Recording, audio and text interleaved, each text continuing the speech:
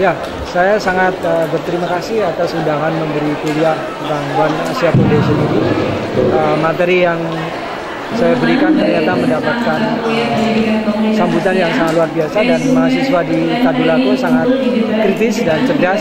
Banyak sekali pertanyaan-pertanyaan yang menarik yang bisa menginspirasi teman-teman yang lain. Semoga nanti perkuliahan ini terus berlanjut dan kualitasnya bisa ditingkatkan. Juga mendatangkan dosen-dosen tamu dari tidak hanya dari Indonesia tapi juga dari negara-negara lain di Asia.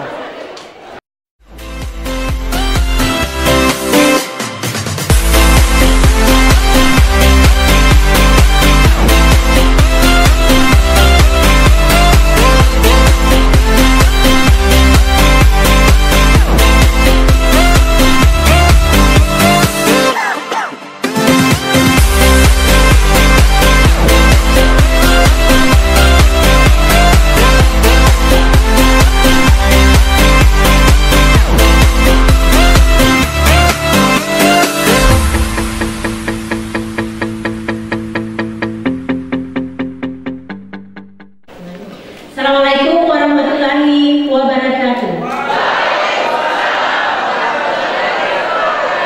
Dan selamat pagi.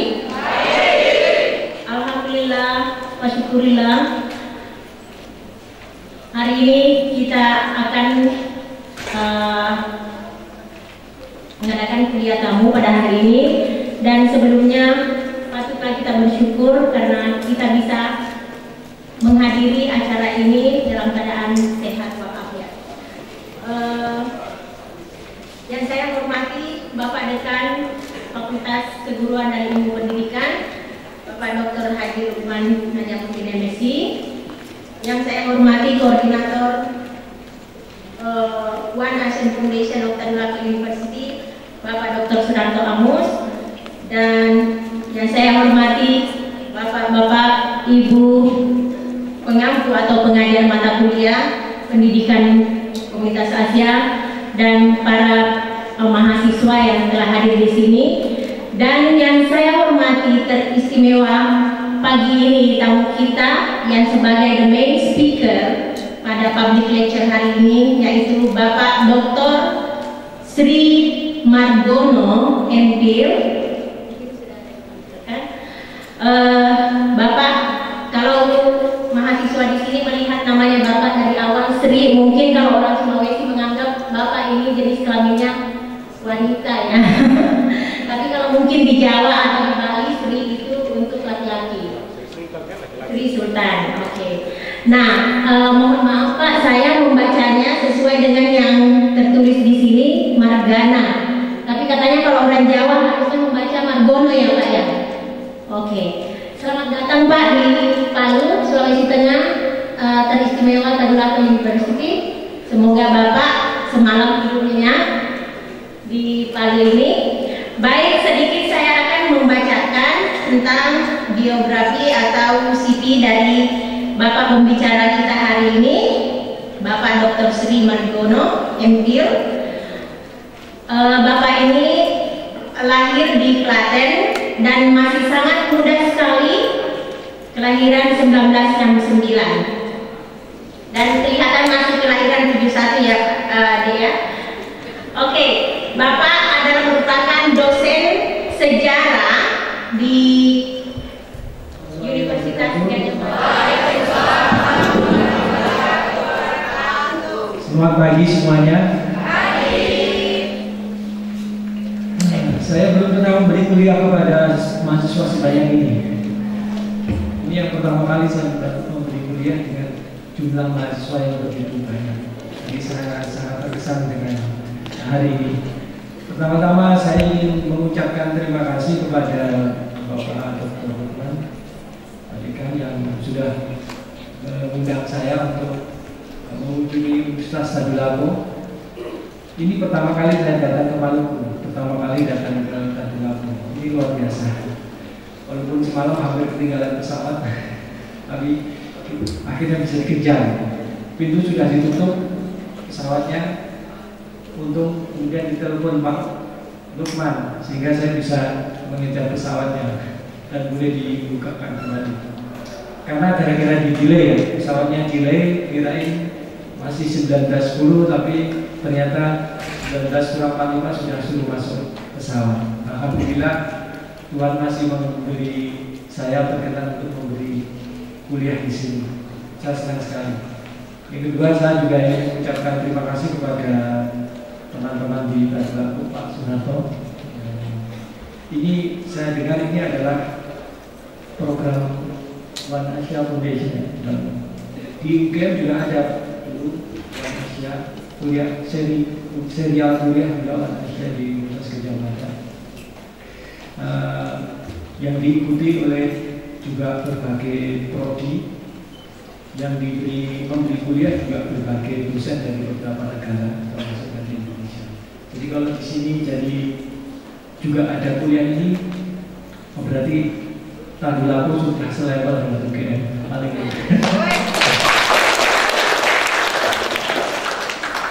bedanya mungkin di sini, di sana kuliahnya diberi dalam bahasa Inggris, nah, di sini dalam bahasa Indonesia. Makanya saya membuat apa namanya PowerPoint-nya dalam bahasa Inggris. Saya kira juga kuliahnya dalam bahasa Inggris karena One Asia Foundation, dan tema yang diberikan kepada saya kan juga dalam bahasa Inggris. Tapi gak apa-apa, walaupun PowerPoint-nya dalam bahasa Inggris, tapi saya akan memberikan kuliahnya dalam bahasa Indonesia. Sebenarnya di sini pertama bagi saya, tapi beberapa wajah sudah sangat akrab dengan saya. Selain Pak Lukman, saya juga melihat ada dosen-dosen muda yang ganteng-ganteng dan cantik. Pertama Mas Andriansah, ini yang mahasiswa saya juga dulu ketika ambil S1 S2 di UGM. Kemudian ada Mas Muhammad Sairin, kebetulan tesisnya saya juga yang membimbing. Ada Mbak Fatma Saudo, juga selesai S2 di UGM. Dan yang baru saja fresh, baru saja di wisuda, Mas Wilman, yang kebetulan saya juga yang bimbing. Nah, jadi bimbingan saya ada paling tidak ada 3 di sini untuk masuk S2 yang ambil S2 di UGM sejarah. Yang saya senang sekali bahwa orang-orang yang pernah saya bimbing berhasil eksis di sini dan mengabdikan ilmunya kemudian di Universitas Tadulako, universitas yang sangat keren. Saya lihat tadi masuk dari awal sampai sini luas sekali lahannya, masih banyak sekali lahan kosong yang nanti pasti akan ke depan akan menjadi universitas yang sangat besar, tidak kalah besar dari UGM. Semoga ya. Baik, tema kali ini saya akan mengambil judul kuliahnya adalah Asian Community and Historical Argument in South China Sea Disputes. Artinya komunitas Asia dan argumentasi historis tentang konflik atau perdebatan tentang di wilayah Laut Cina Selatan. Mungkin kalian semua sudah biasa dengar ya tentang konflik Laut Cina Selatan, karena pulau ini, Sulawesi, juga berada pada perbatasan itu di Laut Cina Selatan di bagian utara wilayah Indonesia, bersentuhan langsung dengan Malaysia dan Filipina. Dan ini tentu gaungnya lebih, mungkin di sini saya nggak tahu ya, mungkin gaungnya tentang konflik Laut Cina Selatan ini cukup keras di sini daripada yang di Jawa sana, di Jogja sana. Tapi di Indonesia memang belakangan ini topik mengenai Laut Cina Selatan ini menjadi perbincangan termasuk Indonesia. Walaupun sebetulnya Indonesia itu bukan negara yang secara langsung berurusan terlibat di dalam konflik Laut Cina Selatan ini, tapi peran Indonesia sangat penting di dalam menyelesaikan permasalahan konflik di Laut Cina Selatan ini. Saya masih ingat waktu kampanye Presiden Jokowi, ketika periode kedua kampanye itu tentang persoalan internasional, Jokowi ditanya oleh para penguji di kampanye itu, debat calon presiden itu. Beliau ditanya tentang apa pendapat Bapak nanti tentang konflik di Laut Cina Selatan saat itu. Nah, saat itu juga saya mulai tertarik dengan topik ini mengenai Laut Cina Selatan ini, karena saya baru juga benar-benar bahwa konflik Laut Cina Selatan itu cukup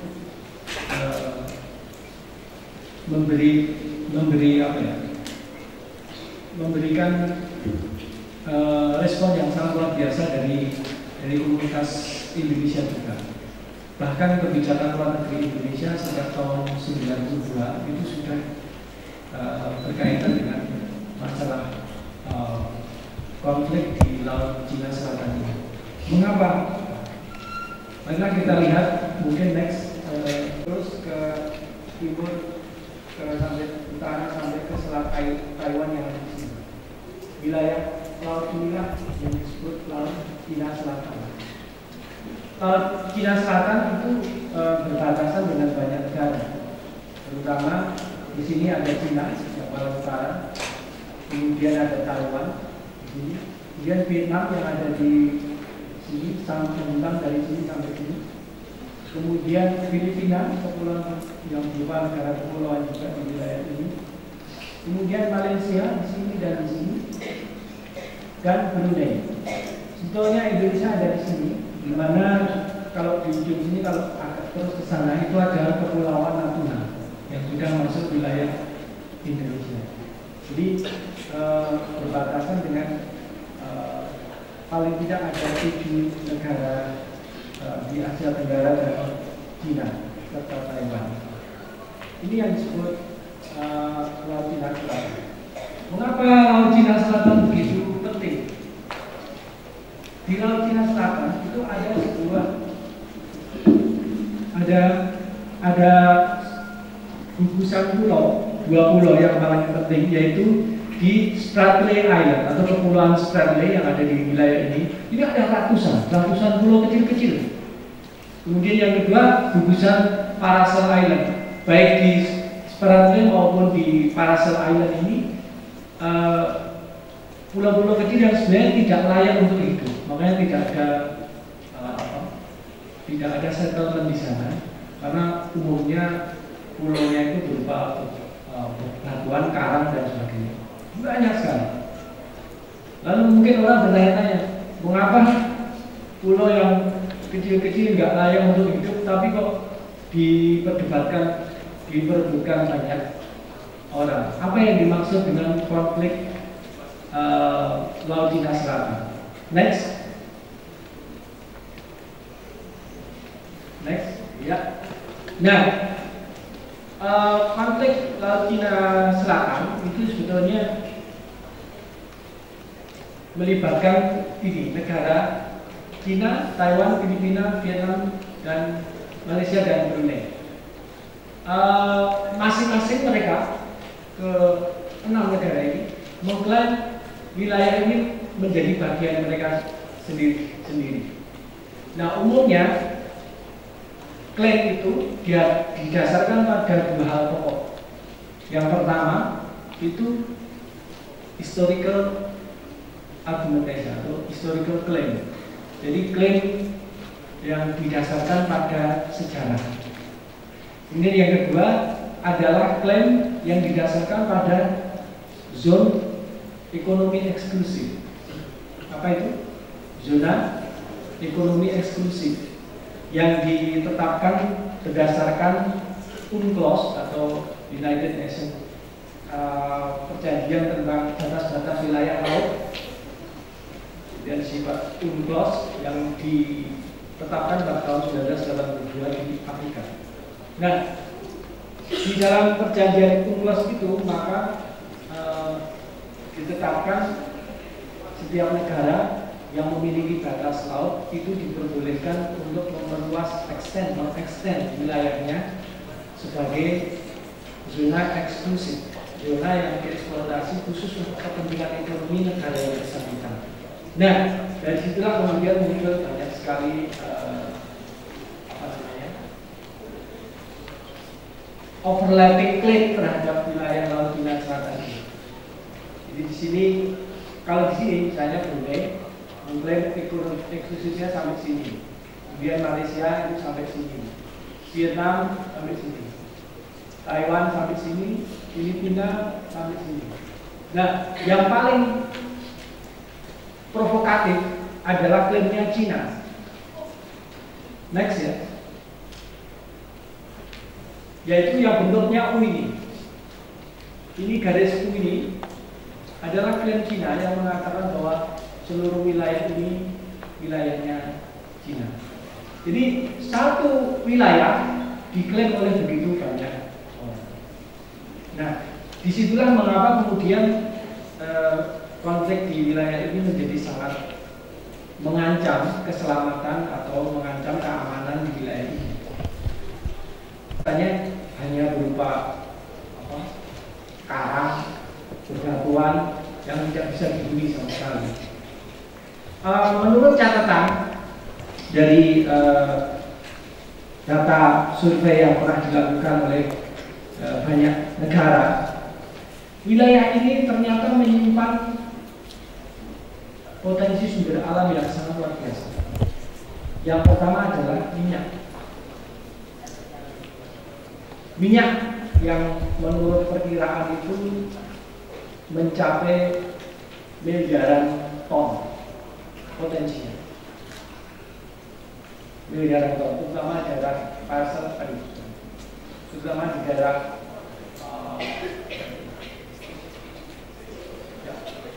di daerah Parsel Island, juga misalnya Filipina dengan Malaysia, atau Brunei dengan Malaysia, atau Vietnam dengan Malaysia dan sebagainya. Itu atau tripartite atau quadripartite, semua perjanjian atau treaty yang disepakati oleh negara-negara itu juga menjadi sumber hukum yang bisa dipakai, yang diakui oleh ICC.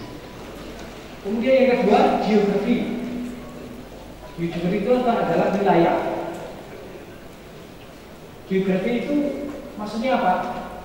Biasanya dulu perbatasan suatu negara itu ditentukan oleh batas-batas geografis seperti gunung, sungai yang sudah diakui oleh secara internasional.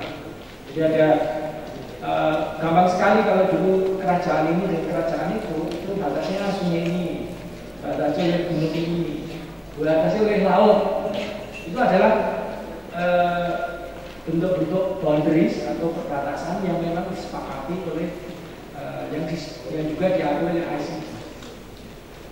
Kemudian ekonomi ini adalah sebuah zona yang diakui dalam hal bidang ekonomi. Misalnya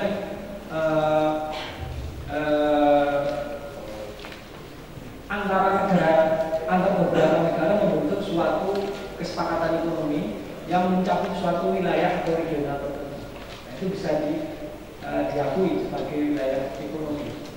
Kemudian culture. Nah, culture ini biasanya yang berkaitan dengan masalah misalnya Islam, kebudayaan, agama misalnya, atau etnis.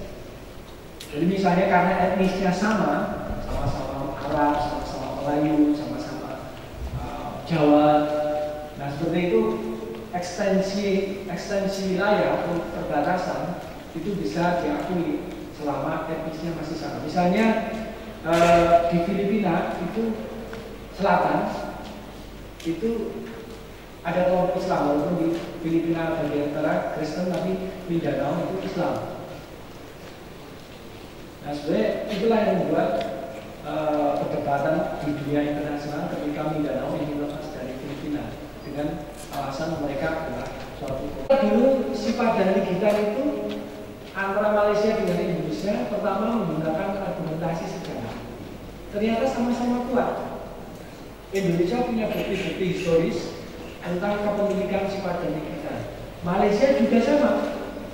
Zaman-zaman kerajaan dulu juga itu bagian dari kerajaan Melayu, sehingga sama-sama memiliki klaim historis yang sama. sehingga keduanya tidak bisa dimenangkan karena hanya dua argumen. Kemudian argumen berikutnya adalah menggunakan yang namanya effective control ini. Effective control itu apa?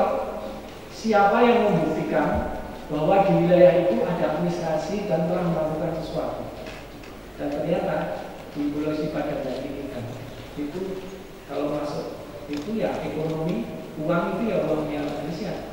Listrik, sekolah itu yang memberikan orang juga, diberikan oleh orang Indonesia. Jadi sedangkan Indonesia tidak hadir di situ. Secara fisikly hanya bendera sama pembatasan, merah putih doang gitu. Sehingga ketika ingin ditunjukkan siapa yang paling melakukan efektif kontrol terhadap wilayah itu, ya Malaysia yang menang. Itulah kenapa kita kehilangan Sipadan kita antara efektif kontrol. Nah, oleh karena itu ketika ada klaim-klaim seperti itu, maka beberapa negara ingin menunjukkan efektif kontrolnya di pulau-pulau tertentu supaya dia menang klaimnya. Itu termasuk yang terjadi di Laut Cina Selatan, nanti ada upaya-upaya juga. Kemudian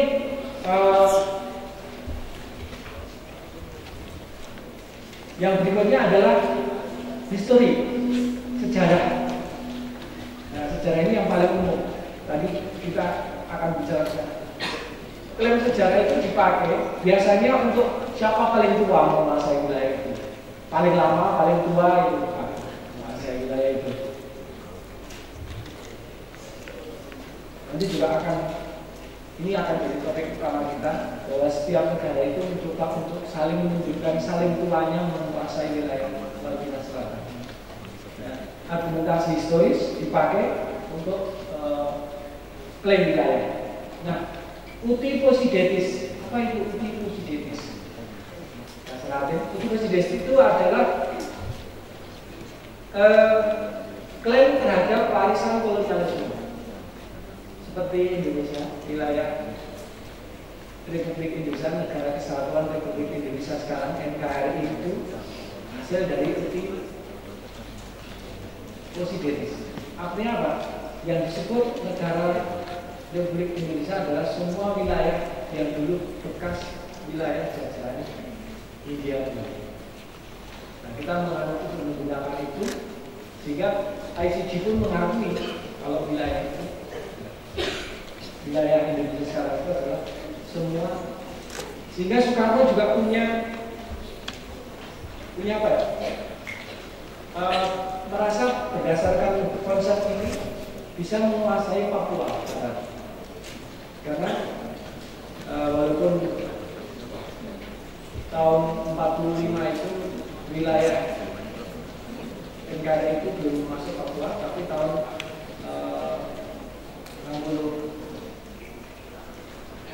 63 ya, itu ada kampanye untuk pengintegrasian Papua. Itu antara lain karena wilayah itu juga dikuasai oleh Belanda. Sehingga ketika kita kehilangan Timor Timur, itu secara internasional, secara uti posidetis kita memang kalah. Kenapa? Karena Timor Timur itu tidak pernah dikuasai oleh Hindia Belanda, tapi oleh Portugis. Sehingga ketika dijadikan konflik internasional, dilakukan referendum, kita kalah. Dari banyak konsep ini sebetulnya Indonesia memiliki kelemahan dalam mengklaim Timor Timur. Sehingga kalau kita kehilangan lepas Timor Timur itu sebetulnya dari sisi-sisi historis dan juga posidetis itu kalah. Hanya bahwa kita punya efektif kontrol ya, kita punya administrasi, kita pemerintahan di sana. Tapi jauh sebelum itu Portugis sudah menang. Nah, yang terakhir, yang kedua adalah yang berikutnya ada elitism. Elitism itu adalah kelompok elit negara tertentu yang menguasai karena adidayanya, yang membuat klaim-klaim superioritas, sehingga dia bisa mengklaim wilayah-wilayah tertentu. Seperti Cina nanti terhadap ini juga bentuk elitism. Dan yang terakhir adalah klaim ideologi. Ideologi ini misalnya dulu pernah ada perang dingin ya antara komunis dan non komunis, antara barat dan timur. Itu blok-blokan itu klaim-klaim wilayahnya juga berdasarkan pada itu. Terus sekarang rupanya kelompok komunis dan sosialis lama-lama mengalami kekalahan, sehingga banyak sekali negara-negara komunis itu yang pecah menjadi negara kecil-kecil seperti di Balkan, seperti di Eropa Timur. Itu banyak sekali negara-negara baru setelah tumbangnya komunisme di Rusia, sehingga muncul negara-negara. Nah, ini adalah semua konsep yang diakui oleh ICD terhadap klaim teritorial. Nah, sejauh mana konsep ini kemudian berperan dalam konflik Laut Cina Selatan? Nah, kita lihat selanjutnya. Next. Nah, sekarang kita ke arah Cina. Kenapa Cina mengklaim? Hampir 2 miliar ya mungkin ya. 1,5 miliar orang. Itu semua orang 1,5 miliar orang itu semua pengen makan, gitu. Semua pengen listrik, gitu. Semua pengen, kalau punya kendaraan ya pengen minyak ya, untuk supaya kendaraannya bergerak. Mereka punya pabrik, memerlukan energi intinya. Memerlukan energi. Cina adalah negara terbesar kedua yang mengkonsumsi energi di dunia. Jadi Cina karena penduduknya yang besar itu, wilayahnya yang luas itu, Cina termasuk negara yang mengkonsumsi energi terbesar. Sehingga Cina selalu berusaha untuk mencari alternatif energi supaya mereka bisa survive di masa depan, supaya industrinya berjalan, masyarakatnya tetap bisa bergerak, ekonominya tetap berjalan, sehingga diperlukan energi. Oleh karena itu, dia membuat klaim seperti ini yang sangat provokatif ya. Untuk Cina Selatan semua diklaim, hampir semua, dari Taiwan dan Jepang, perbatasan Jepang, Taiwan dan Korea, sampai kepada perbatasan dengan Malaysia. Ini semua diklaim oleh Cina. Nah, klaimnya itu didasarkan pada apa? Sebetulnya didasarkan pada alasan historis. Yang pertama adalah pertama kali itu disampaikan pada tahun 47 oleh Partai Kuomintang Cina yang mengatakan bahwa wilayah-wilayah di antara Kepulauan Spratly sampai kepada Taiwan itu adalah milik Cina. Didasarkan pada apa? Didasarkan pada 3 hal. Pertama, pada aspek survei expedition. Jadi pemerintah Cina melakukan survei ekspedisi, melakukan survei ke wilayah itu. Kemudian berdasarkan fishery, berdasarkan pada aktivitas pencarian ikan atau pemancingan ikan atau yang dilakukan oleh masyarakat ini yang menjadi wilayah kekuasaan patroli laut Cina. Karena pada saat itu Majapahit memiliki hubungan atau sejak zaman Singosari, sebelum Majapahit itu sudah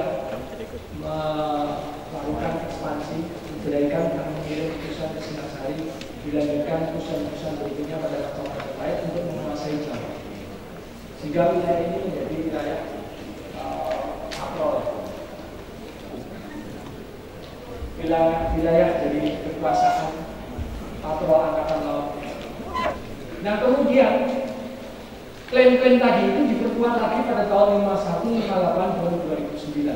Tahun 2009 bahkan Cina itu menyampaikan kepada PBB wilayah-wilayah yang pulau, nama-nama pulau di bagian Spratly dan lain yang sudah menjadi diklaim menjadi wilayah. Jadi dia menggunakan abad 15 sudah menjadi wilayah Cina. Nah, seperti tadi saya katakan bahwa triliunan dolar ada potensinya di wilayah Laut Cina Selatan, dan 20% diantaranya itu Amerika yang menguasai. Sehingga Cina merasa Amerika akan menjadi partner penting, walaupun dia bukan willing untuk dijadikan sebagai partner untuk menguasai wilayah ini secara besar-besaran. Sehingga Cina dan Amerika, Cina menawari Amerika untuk membangun basis militer di wilayah ini, yaitu di Hainan, di Scarborough, kemudian di Australia ini ada di Budi Island, itu miliknya Cina. Sedangkan Amerika ada 2 di sini, di Filipina ada 1, 2, 3, 4, 5. Ini miliknya Amerika, yang merah ini miliknya Cina.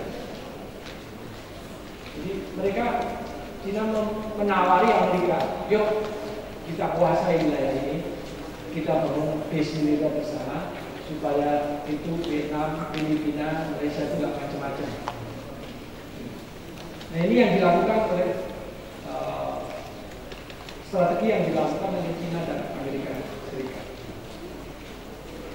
Nah, oke, itu tadi alasan Cina. Lalu apa alasan Taiwan untuk mengklaim wilayah ini? Sama, sebetulnya Taiwan itu kan wilayah yang tak terpisahkan sebenarnya dari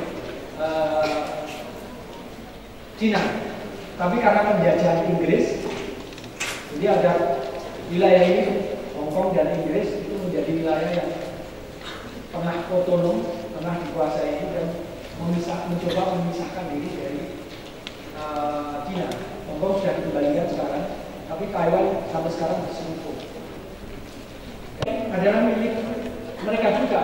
Bahkan Taiwan sudah WW2 itu World War II, Second World War atau Perang Dunia Kedua. Setelah Perang Dunia Kedua, Taiwan ingin menunjukkan bahwa di beberapa pulau yang ada di Straits dan Paracel itu, dia pernah mendirikan beberapa fasilitas fisik, dan itu jadikan argumentasi dia untuk memperkuat kedudukan Taiwan di wilayah ini. Dan itu dilakukan pada tahun 1991. Taiwan klaimnya ini sampai sini. Ini yang dari sini.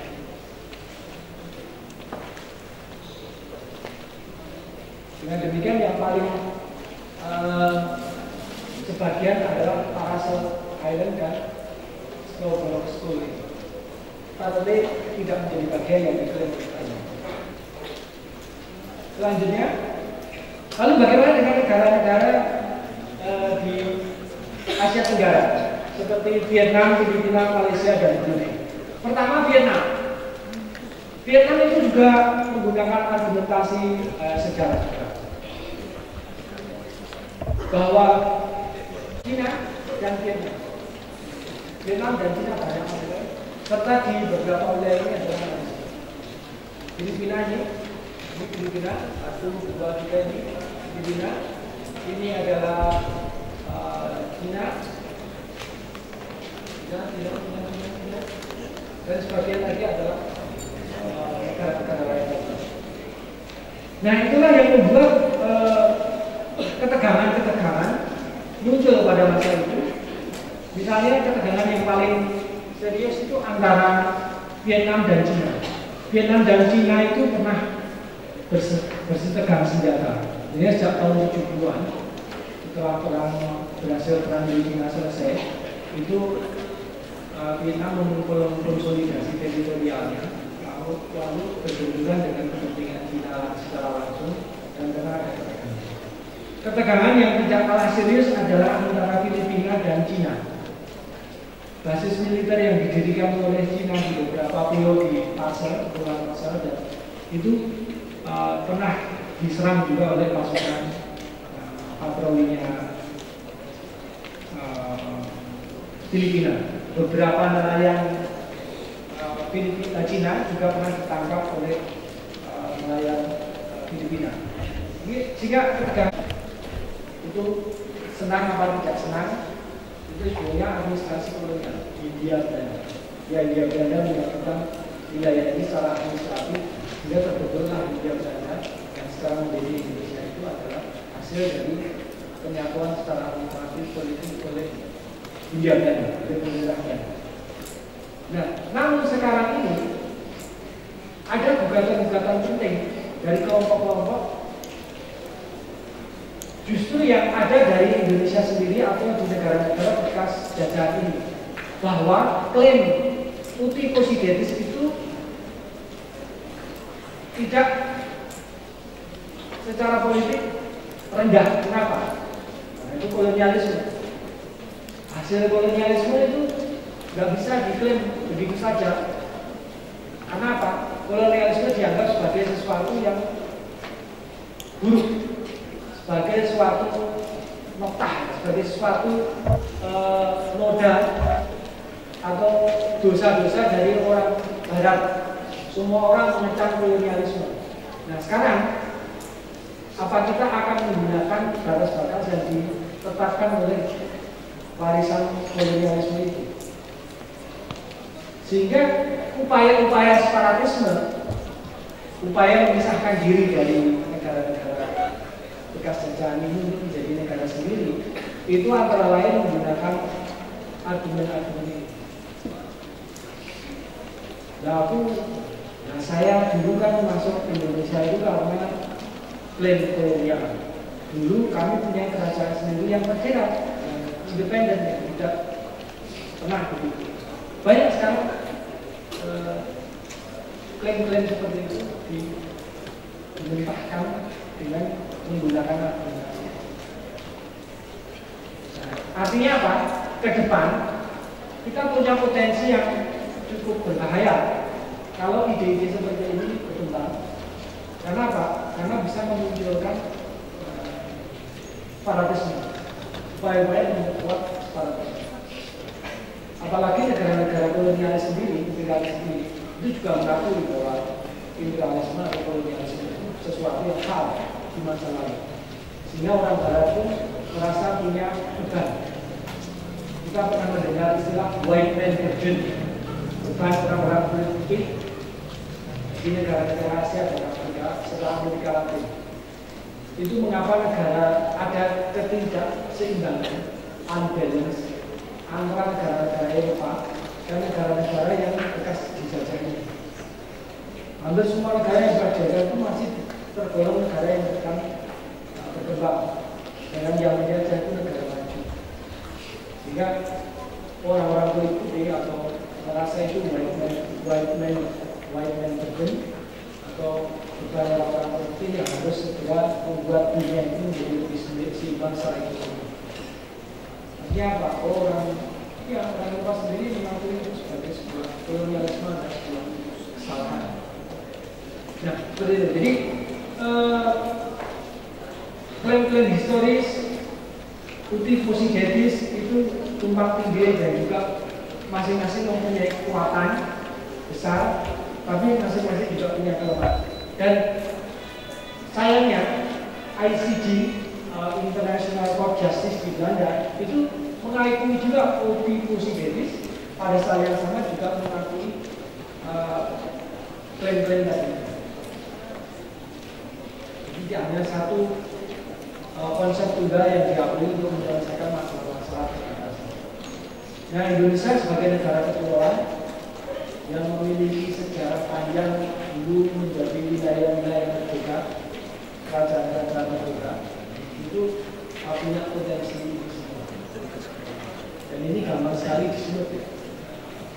Hal seperti ini gampang sekali dijadikan isu untuk kepentingan politik. Nah, jadi saya ingin memberi epilog bahwa masalah Laut Cina Selatan itu masalah yang penting bagi masyarakat komunitas Asia, terutama Asia Tenggara, karena ini melibatkan banyak sekali negara di Asia Tenggara.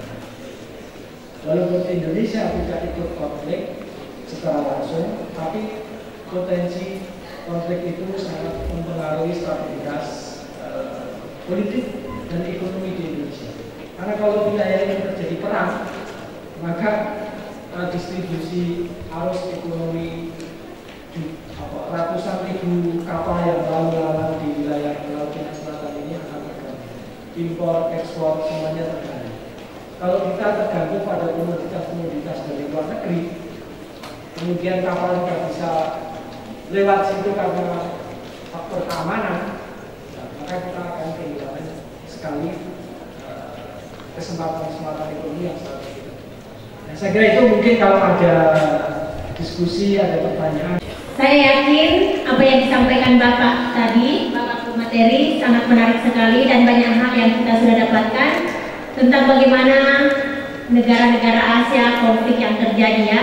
Tapi mungkin tentunya masih ada tanda tanya pada mungkin semua mahasiswa, tapi tidak semuanya bisa diberi kesempatan satu-satu untuk bertanya. Jadi siapa yang mau masih kurang jelas atau ada yang hal yang mau dipertanyakan, ada sharing yang mau disampaikan.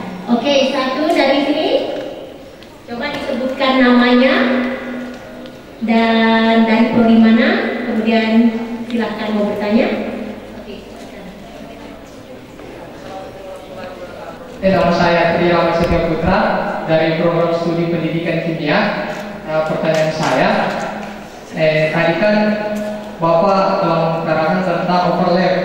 Kebanyakan negara-negara yang bersengketa atau terjadi konflik di Laut Cina Selatan ini berdasarkan argumentasi tentang historik. Nah, pertanyaan saya pertama, bagaimana besar pengaruh si Cina ini, negara Cina ini untuk memenangkan forum atau peradilan ICJ? Kalau toh memang kebanyakan mereka ini berdasarkan klaim histori atau sejarah tadi. Selanjutnya, kalau toh yang Bapak jelaskan tadi, hanya Indonesia yang mempromosikan tentang pertemuan-pertemuan untuk mendamaikan. Yang saya tanyakan kedua ini tentang bagaimana sebenarnya peran ASEAN organisasinya untuk memediasi konflik yang terjadi di Laut Cina Selatan ini. Terima kasih Pak. Assalamualaikum warahmatullahi wabarakatuh. Argumentasi historis itu adalah klaim yang paling umum dan hampir semua negara gunakan untuk mengklaim sebuah teritori. Tapi seperti yang sudah pernah terjadi terhadap sifat dan ligitan, itu ternyata kan sama-sama ada klaim historis antara Malaysia dan Indonesia, tapi kemudian klaim ini dikesampingkan oleh ICJ. Kenapa? Kalau sama-sama kuat secara historis, sehingga harus mempertimbangkan klaim yang lain. Nah, pada kasus Cina punya klaim seperti itu, tapi Filipina, Malaysia, Indonesia, Malaysia, Vietnam juga punya klaim yang sama.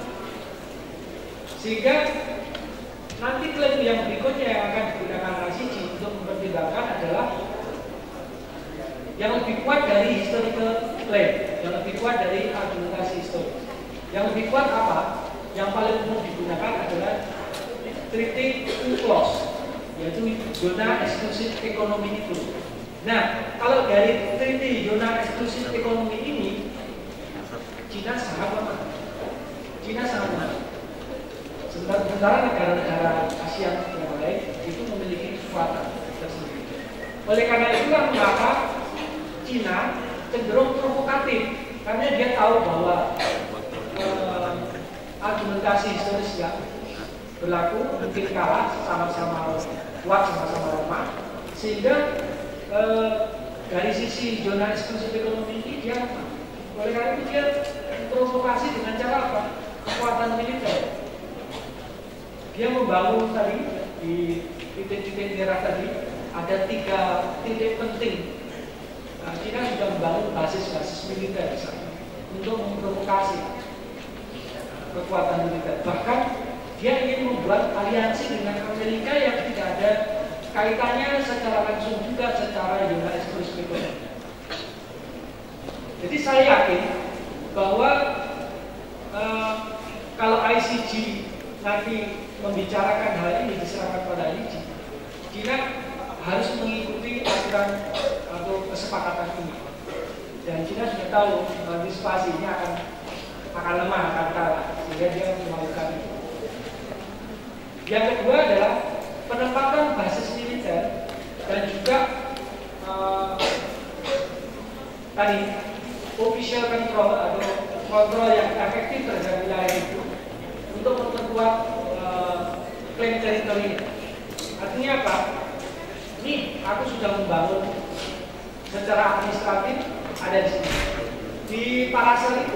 sudah dibangun semacam settlement dan sebuah kota baru di sana.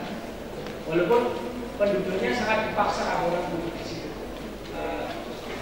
Orang Cina sudah membangun sebuah kota di wilayah Palasar yang wilayah yang paling kecil di dunia itu sudah dipilih semacam kota. Itu untuk menunjukkan membangun bukti baru, klaim baru berupa efektif kontrol tadi. Karena efektif kontrol seperti yang dilakukan Malaysia di Sepadan Gitan itu yang menjadi kunci kemenangan. Sehingga Cina itu sudah melakukan banyak upaya untuk melakukan. Tapi saya yakin ini Cina akan lebih provokatif lagi kalau semua negara Asia tadi sepakat agar zona eksklusif ekonomi itu yang dikedepankan oleh ICJ. Jangan berhenti di situ. Artinya miliaran ton minyak dan juga gas itu sesuatu yang terlalu besar untuk dikesampingkan oleh Cina. Dan Cina tahu persis bahwa penduduknya akan terus bertambah, pembangunan mereka juga akan terus berlangsung, membutuhkan semua. Dia akan melakukan apa saja. Nah itu yang tantangan terbesar yang dihadapi oleh negara-negara Asia, terutama yang memiliki klaim terhadap Spratly dan Palasar itu Cina. Dan di belakangnya yang selama sebelumnya Cina dan Amerika itu tergantung hal-hal tersebut. Dan ini kalau dua negara ini bersatu untuk kepentingan itu sudah bahaya. Mereka bisa memaksakan kekuatan itu yang pertama. Yang kedua, ASEAN. Ya, tadi Indonesia itu ketika memprakarsai seminar-seminar internasional tentang Laut Cina Selatan itu dalam basis dalam kerangka ASEAN, kerjasama ASEAN itu melalui kerangka ASEAN. Jadi organisasi ASEAN dipergunakan oleh dimanfaatkan Indonesia untuk mengorganisasi ini. Dan saya kira itu suatu Indonesia mendapatkan semacam apresiasi yang sangat besar dari negara-negara ASEAN atas perkasa ini. Bahkan termasuk negara-negara asing di Eropa yang mungkin sedikit juga terpengaruh oleh persoalan-persoalan di Laut Cina Selatan itu juga mengapresiasi. Bahkan di New York itu ada sebuah komunitas yang dibentuk oleh kelompok-kelompok non-negara, non-state actors, yang memberikan informasi atau semacam pelayanan mengupdate perkembangan yang terjadi di South China Sea. Selamat pagi, salam sejahtera untuk kita semua, Om Swastiastu. Ya, perkenalkan, nama saya Stefani Alen dari program studi PPKN angkatan 2015. Saya di sini ingin bertanya kepada Bapak, bagaimana peran suatu pemerintah atas wilayahnya agar tidak ada klaim putih positif yang dijadikan sebagai alasan untuk merebut suatu wilayah di Indonesia. Kemudian, bagaimana pula sebuah komunitas Asia mampu menghindari adanya klaim putih positif yang mungkin akan dilakukan oleh salah satu negara, karena menurut saya dari semua penyampaian tadi, klaim putih positif ini yang paling berbahaya menurut saya.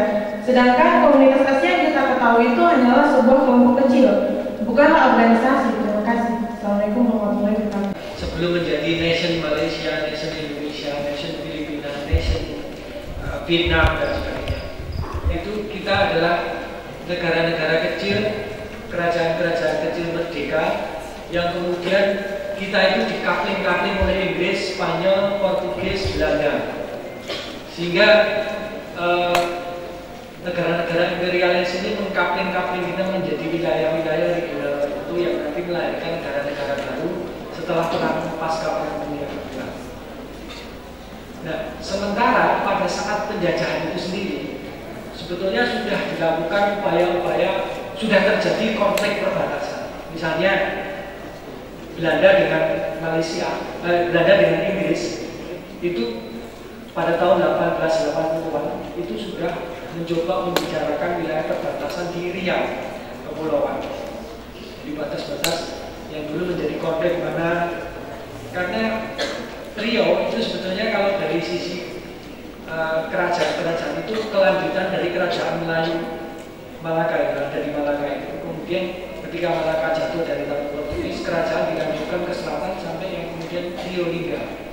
Nah di situ sebenarnya keturunan dari wilayah yang sekarang menjadi bagian dari Malaysia. Nah kemudian karena kolonialisme maka kemudian Melayu ini terbagi jadi dua, Melayu yang bagian Indonesia dan Melayu yang bagian dari Inggris. Demikian juga wilayah Vietnam dengan Kamboja dengan Laos itu juga terbagi-bagi karena itu. Sehingga klaim-klaim tadi itu Thucydides yang menandalkan wilayah bekas jajahan itu sendiri, akar konfliknya sudah muncul sejak zaman kolonialisme itu sendiri.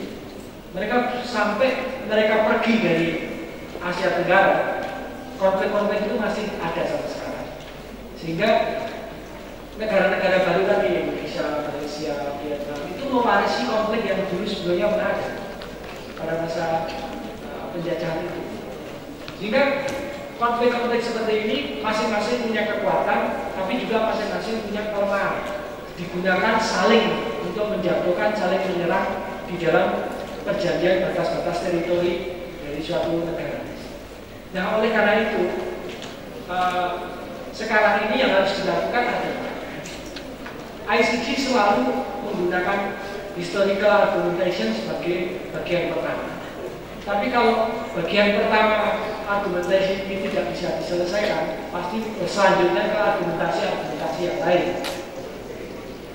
Oleh karena itu, ide bahwa sekarang wilayah-wilayah terluar Indonesia itu sekarang menjadi terdepan. Kemudian kita harus lebih mewujudkan kehadiran kita di wilayah-wilayah itu berbatasan.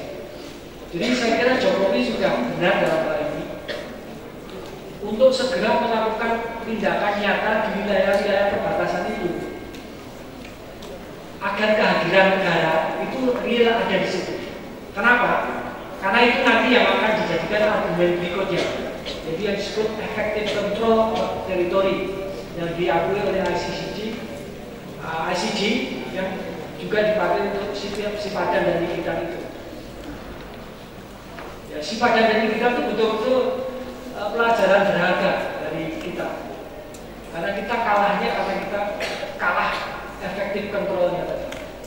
Di sipadan Nikita juga ada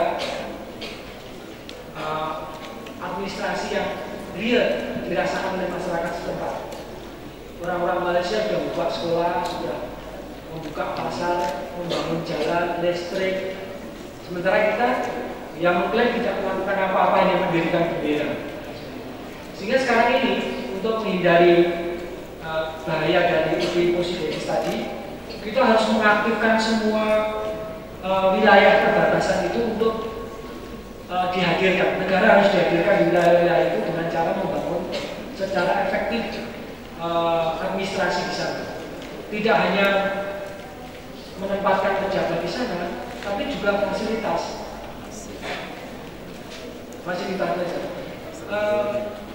Saya kira Mas Wilman ini yang mengkaji mengenai smuggling, penyelundupan antara wilayah di bagian utara Laut Sulawesi dan Filipina, itu kelihatan sekali mana mata uang yang paling dominan dipakai di setiap perbatasan. Jadi jangan sampai rupiah kalah dominasi dengan ringgit Malaysia atau pesonya Filipina, karena itu nanti bisa jadi ukuran juga untuk mengukur ICG, untuk mengukur mana yang paling memiliki efektif economic control terhadap wilayah itu. Mau tidak mau, negara, terutama Indonesia, belajar dari sipadan kita, memang harus mengaktifkan administrasinya, ekonominya, sosialnya. Sekolah-sekolah harus didirikan, fasilitas-fasilitas harus ada, sama seperti wilayah lain yang ada di dalam, yang ada di Jawa, yang ada di kota-kota di Indonesia, agar kita memiliki klaim yang kuat terhadap wilayah itu. Kita melayani kebutuhan. Jadi kita nggak kalah lagi dalam berargumentasi. Benar, Indonesia, kamu sudah benar kamu memiliki klaim terhadap sepadani kita. Buktinya Malaysia yang ada di situ. Listriknya milih siapa? Malaysia. Jalan bangun Malaysia, sekolah Malaysia. Ya sudah, kita kalahnya di situ. Nah, oleh karena itu satu-satunya cara menghadapi ultimus seperti Surabaya itu adalah dengan melakukan memperkuat efektif kontrol dalam pengertian ekonomi, politik, sosial, budaya di setiap wilayah. Gitu ya Pak. Silakan yang lain. Oke. Assalamualaikum warahmatullahi wabarakatuh. Perkenalkan, nama saya Wahyu Wulandari. Program studi pendidikan kimia angkatan 2016. Jadi pertanyaan saya, tadi kan sudah ditanyakan bagaimana peran Asia dan peran komunitas Asia. Nah, yang saya mau tanyakan itu bagaimana peran negara yang bersengketa ini untuk menyelesaikan konflik mereka sendiri. Karena bagaimana ya? Laut Cina Selatan ini kan memiliki potensi besar dan jika terus bersengketa, Indonesia bisa terkena dampaknya. Jadi bagaimana peran negara-negara yang bersengketa? Dan pertanyaan kedua, kan mengapa pada seminar kali ini itu membahas tentang Laut Cina Selatan? Mengapa bukan tentang konflik yang tentang perbatasan yang Indonesia yang secara langsung gitu? Kan ini Indonesia tidak secara langsung terlibat, tetapi negara lain tetapi akan menimbulkan dampak pada Indonesia.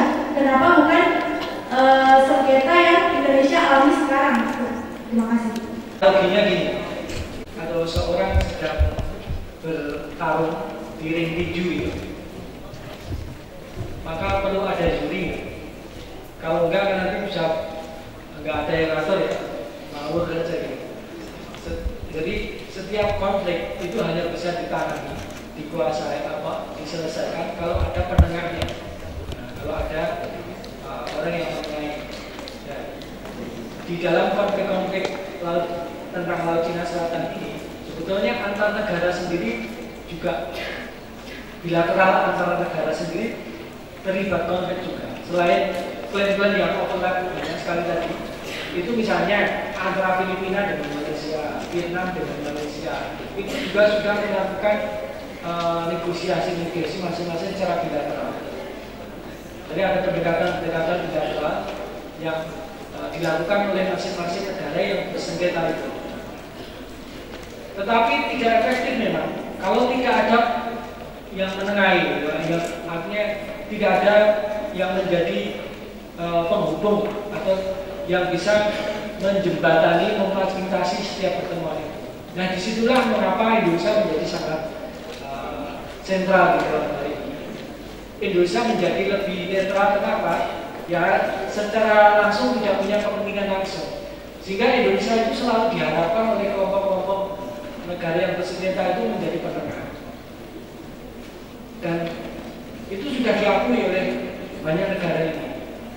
Inisiatif Indonesia tahun 92 untuk seminar internasional mengenai Laut Cina Selatan ini diapresiasi oleh banyak negara di dunia.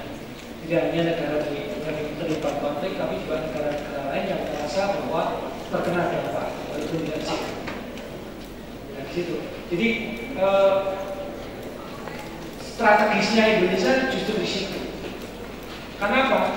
Karena walaupun tidak secara langsung ikut itu, tapi Indonesia kena dampaknya kalau mereka benar-benar terjadi perang atau ramai sengketa terjadi, sehingga transportasi impor ratu ada, kalau tidak salah ada 400.000 kapal per tahun yang melintasi Laut Cina Selatan itu.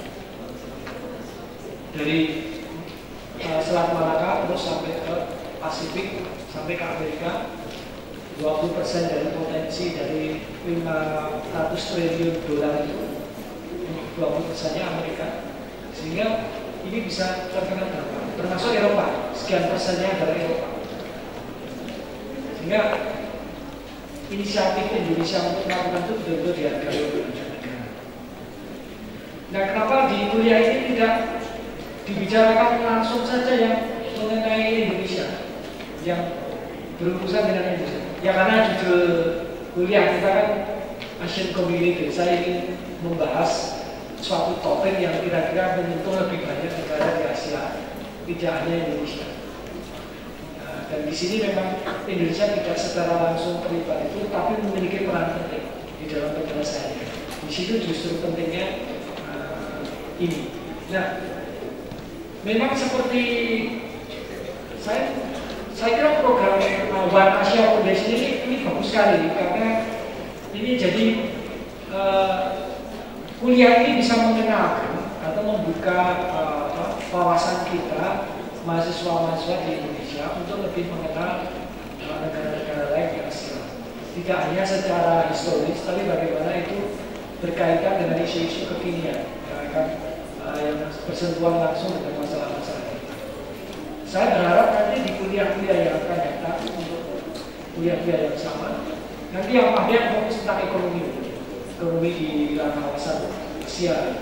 Nanti ada yang bicara khusus mengenai budaya, seni, olahraga, itu juga benar untuk dibicarakan. Karena ternyata isu-isu itu semua menjadi sangat penting di kawasan ini, karena wilayah yang sangat dinamis, wilayah yang banyak kesamaan dan karakteristik tertentu. Nah ini yang harus kita catch up gitu ya, harus kita ikut menangkap wawasan ini. Karena gini, sekarang ini di universitas-universitas di Asia Tenggara itu sudah melakukan program-program exchange. Ada student camping di Thailand, di Tamasa, di Mahidol dan sebagainya. Kemudian di UGM juga melakukan program yang sama, summer school, summer course tentang Indonesia bagi mahasiswa-mahasiswa di universitas di Asia Tenggara. Itu saya kira, saya berharap Tadulaku pun ikut punya peran penting nanti menyelenggarakan sebenarnya exchange student atau student camping mahasiswa-mahasiswa dari Vietnam, Kamboja, Laos, Malaysia di wilayah ini di Sulawesi. Saya kira ini akan membuka wawasan kita yang lebih luas lagi untuk mengembangkan kuliah ini menjadi kuliah yang nanti juga akan diikuti. Siapa tahu nanti yang duduk di kursi-kursi ini juga ada mahasiswa-mahasiswa asing yang tertarik dengan isu-isu tentang Asia Tenggara. Saya kira itu tadi bisa menjadi inspirasi. Pertanyaan tadi untuk inspirasi untuk mengembangkan ke depan seperti apa ya Asia Foundation itu supaya lebih One Asia Foundation itu supaya lebih luas dan menarik. Tugas untuk membuat summary karena ini untuk menggantikan perkuliahan yang hari ini. Jadi tetap dihitung sebagai perkuliahan hari ini. Jadi pemahaman Anda semuanya dituangkan dalam bentuk summary dan dikumpul ya. Ya, terima kasih untuk pencerahannya hari ini Pak. Kita baru saja sama-sama mendengar pikiran-pikiran cerdas Mas Marabono, dan ada hal yang menurut saya nanti terkait dengan bagaimana kita ada pelipatan mahasiswa asing ke kita dan kita keluar. Dan kita sudah jalan ke arah itu, karena 2 tahun terakhir ini kita sudah terlibat dalam pertukaran mahasiswa pada program PPL. Jadi saat ini ada beberapa senior kalian sedang melaksanakan praktek mengajar di sekolah-sekolah Thailand, di Filipina, dan mereka juga datang ke sini. Beberapa hari lalu saya di kontak teman Universitas Sains Malaysia juga menawarkan sekarang masuk PPL, dan ini ke depan kita akan terus kembangkan, kita akan terus komunikasikan agar kelak mahasiswa kita punya akses secara internasional sekurang-kurangnya kawasan Asia Tenggara.